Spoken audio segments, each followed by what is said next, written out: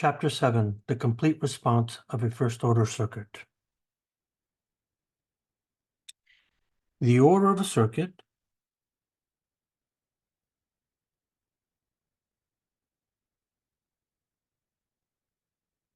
is determined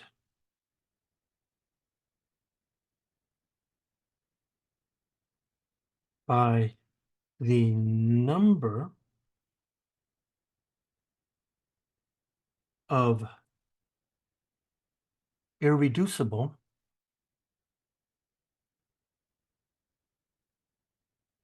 storage elements.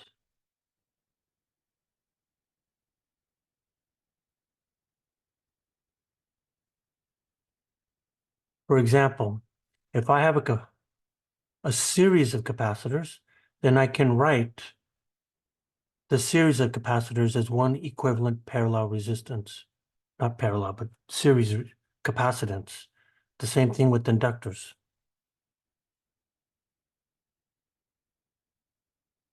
This means that capacitors or inductors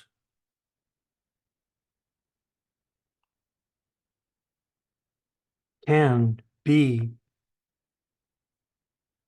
written as equivalent quantities. Again, I'll have an equivalent capacitance or an equivalent inductance. This chapter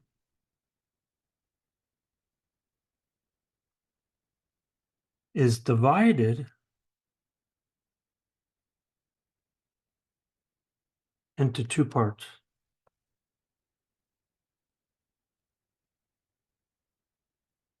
One, we're going to start off with constant sources.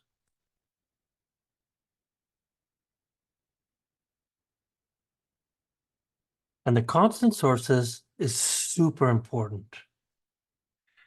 What you're going to find here is that this will teach physical intuition.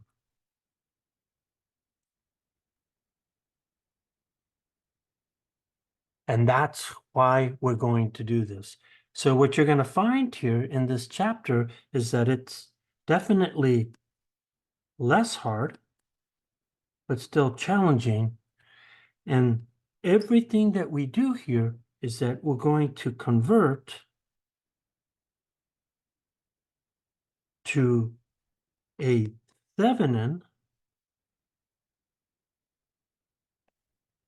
RTH circuit or a Norton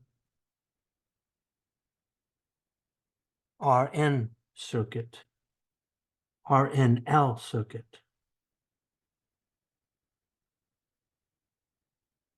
Then we, at the very end of the chapter, we go into time-dependent sources.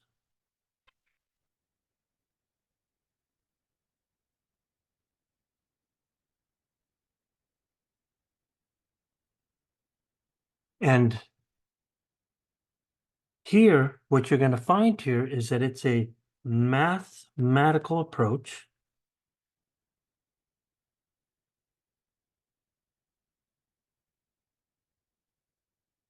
to solving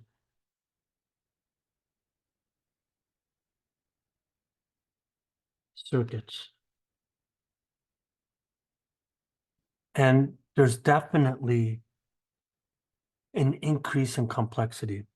These circuits are definitely harder. And what you're going to find here is that every circuit will require deriving the first order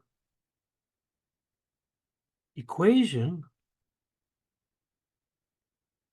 and its initial conditions. So that you're going to have to derive a first order differential equation every single time you have a time-dependent source. So what we want to move on to is go in and start looking at RC circuits first. So we want to look at the response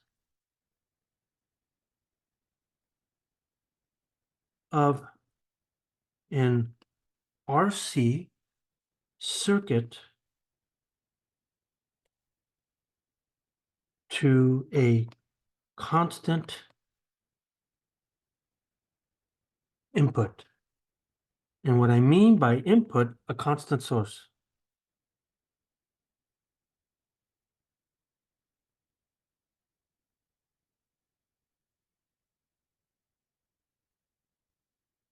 There are two ways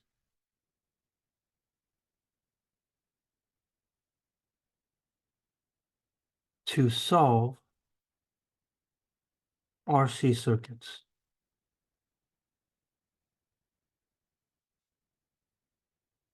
There's the mathematical approach,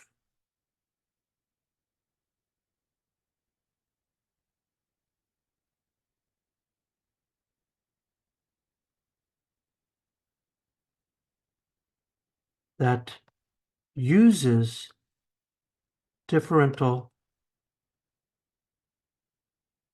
equations. So here you derive every single differential equation. And I think it's the most common way that people actually teach RC circuits. We're not going to go that way. We want to use a physical approach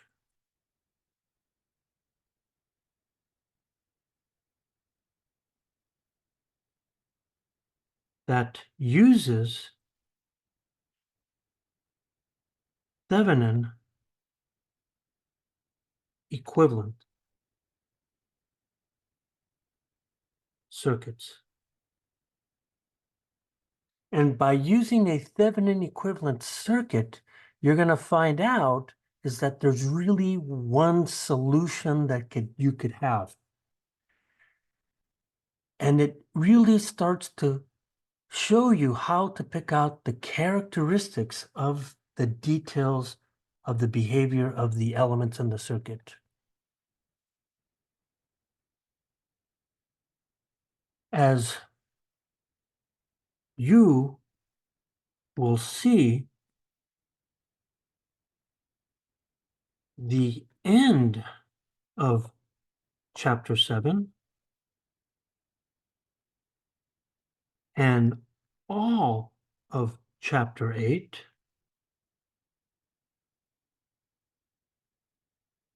are very mathematical.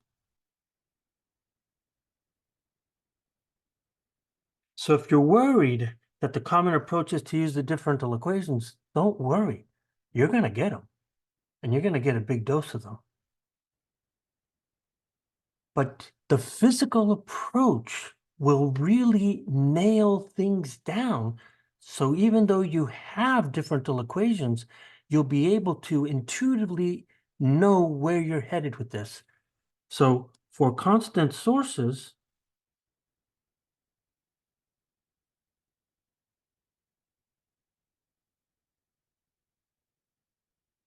the physical approach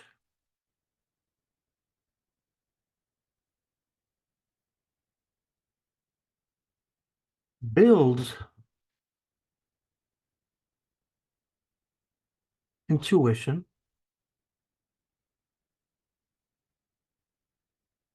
so one can understand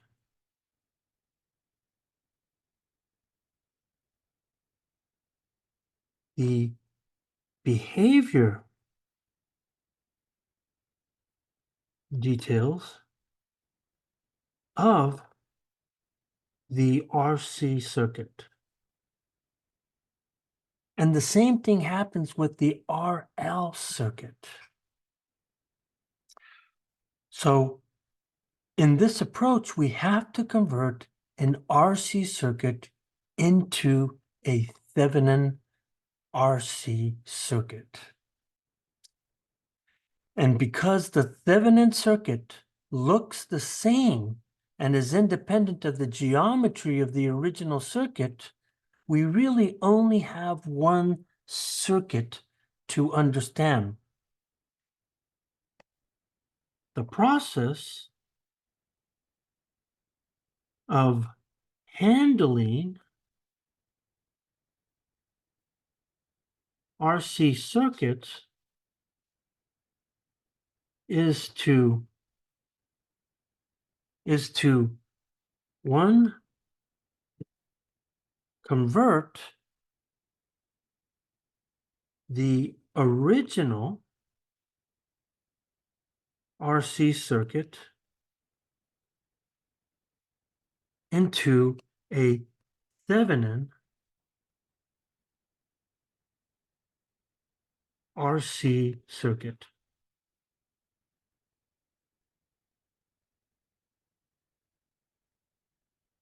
This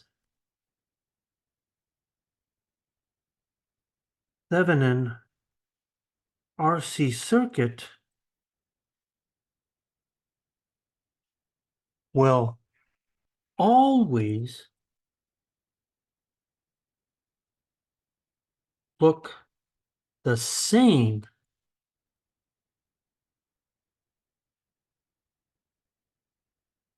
regardless of the geometry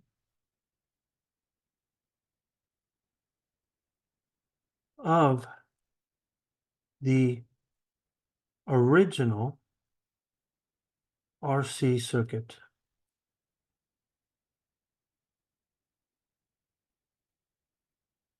And by doing this, the solution,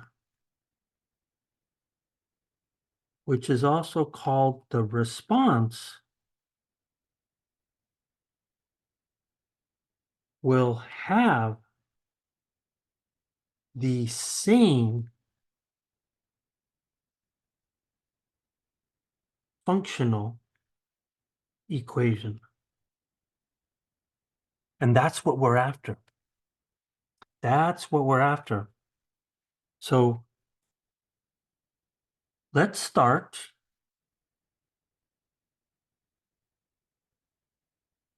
with an arbitrary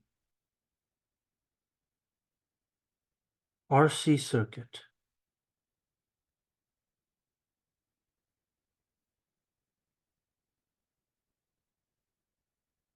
So when I'm looking at this RC circuit, we want to go through a process here.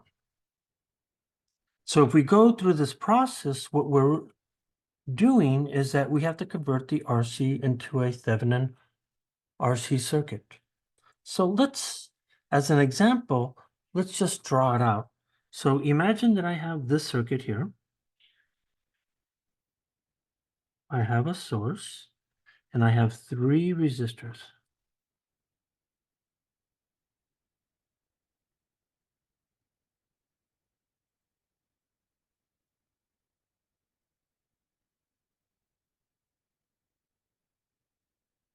And then I have a capacitor here connected to the circuit. So I'm going to call this R1, R2, R3, and this is going to be the capacitor. So ultimately, we typically want to determine the voltage of the capacitor. Now, to make things interesting, we're going to throw a switch into the circuit where at t equal to 0, the switch is thrown closed, and then we then convert it into our circuit here. So in the end, after our conversion, we're going to have a circuit that has VOC.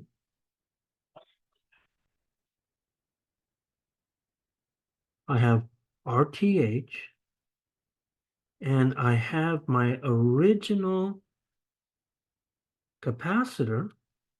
So the thing that's changed here is that now I have the effective source VOC, and I have the effective resistance RTH. And in this conversion, if I calculate the voltage in this Thevenin circuit, it's a lot easier than dealing with the circuit on the left. So our goal here is that we want to take this circuit and we want to convert it into that Thevenin circuit right there. So there's some details that we should look at, and it goes something like this. The behavior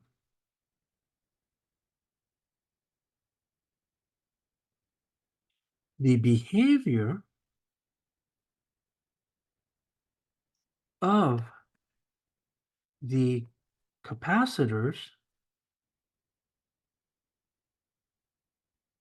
voltage is called the complete response.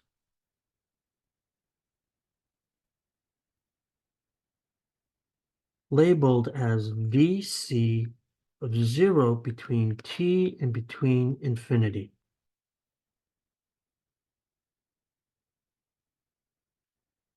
Now, in your Math 7 class, they don't call it the complete response, they call it the complete solution, which typically has a homogeneous plus a particular solution. In this situation, the complete response approach is a much more physical approach to the differential equation. And this is where I said that up here, I don't want the mathematical approach. I want the physical approach. And this physical approach uses the language of the complete response. So what we're showing here is that the capacitor actually goes through 3 stages.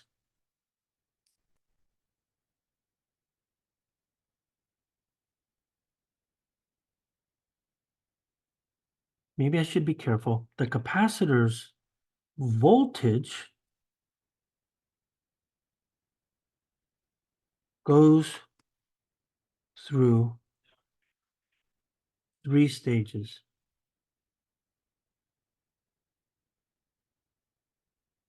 And so when I'm looking at this, here's what we find. And there's names for all of these things. So this is going to be VC. And when we talk about VC initially, we assume that it starts from minus infinity, the t, to 0. And this here is defined as 0 minus. So this is called the initial steady state. Now a switch is thrown at t equal to 0. So then I have a circuit that then's going to read from t to effectively 5 tau, where 5 tau is considered for a capacitor to be fully charged, which it's not. And we'll talk more about that later. This state is known as the transient state. And then finally, if we let this thing run for a long, long time, we then let t approach infinity. And when it approaches infinity, when you look at the R Thevenin circuit here, you could see that the capacitor is open and it has to equal to VOC. And so this here is the final steady state. So when I'm looking at this whole thing here, this is what we call VC of t, and this is what we call the complete response.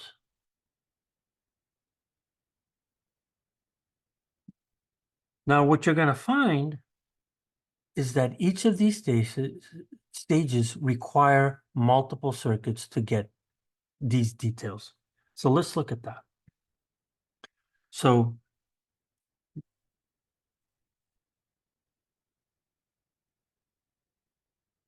these, let me see, how about if I say this differently? Each of these stages require circuits to be able to solve for the response. So when I say the response, I typically mean the complete response. Not all the time, but the vast majority of the time. So if I look at the first stage, it turns out that I'm going to say that we need circuit number 1. And in circuit number 1, here, what we need to do here is that we need to determine the initial steady state VC of 0 minus. Now, this occurs before the switch is thrown.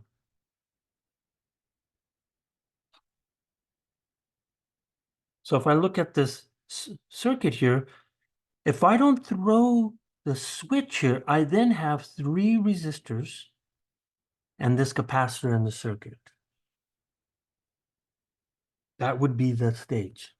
So then if I go to the next circuit, there's really 3 circuits here, but I'm only going to talk about 2. So I'm going to say that this is circuits number 2 and number 3. So what we need to do now is that the switch has been thrown. So when the switch is thrown, we need to determine the Thevenin parameters. What are the Thevenin parameters? We need to determine VOC. So let's say circuit number 2 is for VOC. And then we use circuit number 3 to solve for RTH. So when you're looking at this, this happens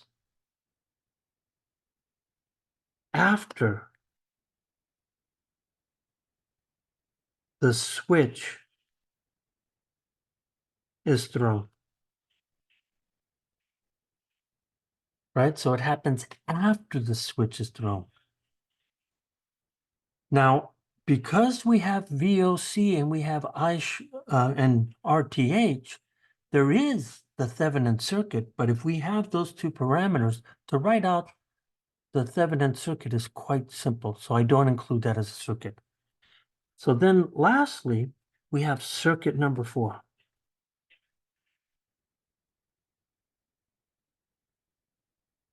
And this one can be a real punch in the gut. So now we have to solve the circuit problem. So what do I mean by solve the circuit problem? Well, the techniques that we're going to learn is that we're going to use the Thevenin circuit to solve for VC of t. That solution is going to be exactly the same as this solution right here. But what if we were interested in solving for the voltage of R2? One has to solve the circuit problem. So then we're going to use the solution of VC to solve for R2. So that means you have to go back to the original circuit. So in this situation, when I say solve the circuit problem, one goes back to the original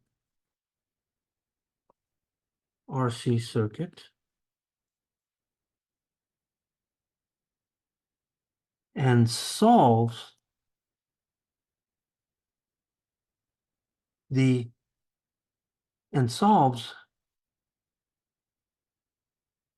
for the wanted